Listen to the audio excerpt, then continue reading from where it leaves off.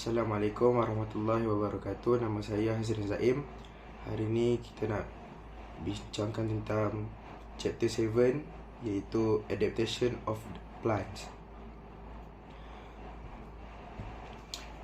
Adaptation ni ataupun adaptasi penyesuaian organisma terhadap persekitaran. Semua organisma beradaptasi. Haiwan dan tumbuhan ada struktur dan bentuk yang unik untuk menyesuaikan diri dengan persekitaran bagi memastikan kemandirian spesiesnya hidup dengan betul. Adaptation of tumbuhan ni dapat diperhatikan daripada daun dia, akar, batang, supaya dia dapat sesuaikan dalam habitat kehidupan dia. Okay, kat sini dia ada 4 type of classification of plants based on habitats.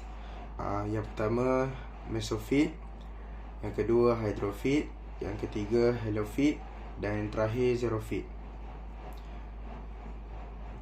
Helophyte ni tumbuhan yang hidup di habitat berpaya seperti di muara sungai, tempat pertumbuhan air tawar dan air laut yang kaya dengan kandungan garam. Contoh-contohnya pokok bakau. Hydrophyte pula tumbuhan yang hidup di habitat berair, sama ada hidup di permukaan air ataupun tenggelam di air. Contoh dia teratai dan elodia. Yang ketiga mesophyte.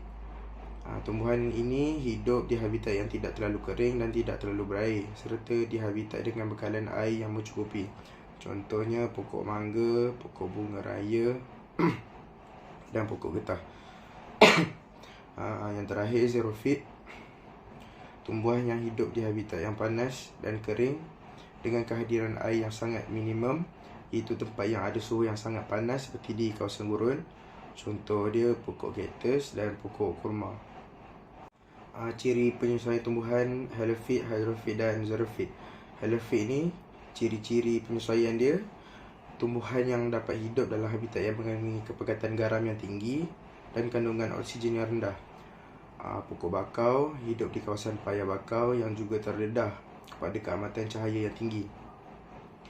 Pokok bakau juga ada ciri-ciri penyesuaian tertentu untuk beradaptasi dengan keadaan persekitaran. Daun dia berkutikel tebal serta stoma yang terbenam dapat mengurangi kadar transpiration. Daun succulent yang dapat menyiram air, hydrated. Struktur khas daun untuk menyingkirkan garam berlebihan. Daun yang tua dapat menyimpan garam dan akan gugur apabila kepekatan garam yang disimpan terlalu banyak. Lepas tu dekat bahagian akar pula, akar yang bercabang luas dan wujud dalam pelbagai bentuk dan saiz. Function dia untuk beri sokongan untuk terus hidup dalam tanah yang lembut dengan berlumpur, dan dia dapat mengelakkan tumbuhan daripada tumbang akibat tiupan angin yang kuat.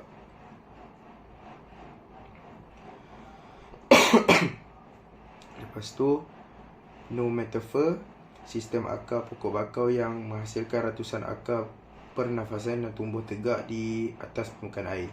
Pada akar ini terdapat banyak liang yang disebut lenticel untuk membenarkan pertukaran gas dengan atmosfera. Subsel akar pokok bakau mempunyai kandungan garam yang lebih tinggi daripada air laut. Oleh itu, subsel akar tidak kehilangan air melalui osmosis. Sebaliknya, pokok bakau mendapat air dan garam mineral melalui air laut memasuki akar. Hydrophyte pula, tumbuhan contoh-contoh dia, tumbuhan hydrophyte ni Exornia, Hydrilla, Elodia. Tumbuhan di atas tumbuhan yang saya katakan tadi, tumbuhan dia dapat beradaptation dengan habitat yang berair, sama ada terapung di permukaan ataupun tenggelam di permukaan air. Kebanyakan tumbuhan yang saya sebutkan tadi mempunyai akar serabut halus yang menyediakan luas permukaan yang besar dan merangkap gelembung udara untuk menjadikan tumbuhan ini lebih stabil dan lebih ringan. Dia punya ciri-ciri tumbuhan ini membolehkan dia terapung dan tegak dalam air samping layak bunga yang dihasilkan oleh sekelilingnya. So, ciri-ciri tadi supaya dia boleh hidup dekat kawasan air itu supaya dia tak rosak. Tumbuhan terapung. Pokok teratai merupakan tumbuhan yang tumbuh terapung di permukaan air. Lepas tu ciri-ciri dia, daun lebar, nipis dan rata membantu tumbuhan ini untuk menyerap cahaya matahari yang maksimum. So bila daun dia tebal, daun dia lebar tapi nipis dan rata, senanglah untuk dia nak serap cahaya matahari untuk berlakunya fotosintesis. Stoma bertaburan kebanyakan pada atas daun. Epidermis atas daun juga diliputi kutikel berlilin yang kalis air untuk memastikan stoma sentiasa terbuka. Dekat batang dia pula terdiri daripada tisu yang ringan dengan banyak ruang udara di antara sel yang dikenali sebagai tisu erenkima. Lepas tu yang terakhir, tumbuhan tenggelam. Tumbuhan yang tumbuh di dalam air sepatutnya ada daun yang nipis, kecil untuk meningkatkan jumlah luas permukaan perisi padu dan meningkatkan kadar resapan garam mineral dan gas terlarut secara terus ke dalam tumbuhan melalui epidermis. Tidak ada stoma dan kutikel berlilin pada daunnya.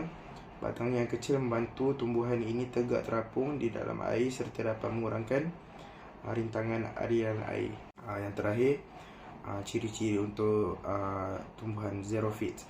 Hidup di gurun, kawasan yang menerima taburan hujan yang sangat sedikit. Tumbuhan xerophyte mampu mengatasi masalah kekeringan yang melampau. So dia memang cipta tumbuh-tumbuhan ni boleh hidup di kawasan-kawasan yang panas, gurun, yang kering. Kebolehan beradaptasi ini yang akan menentukan kemandirian tumbuhan xerophyte.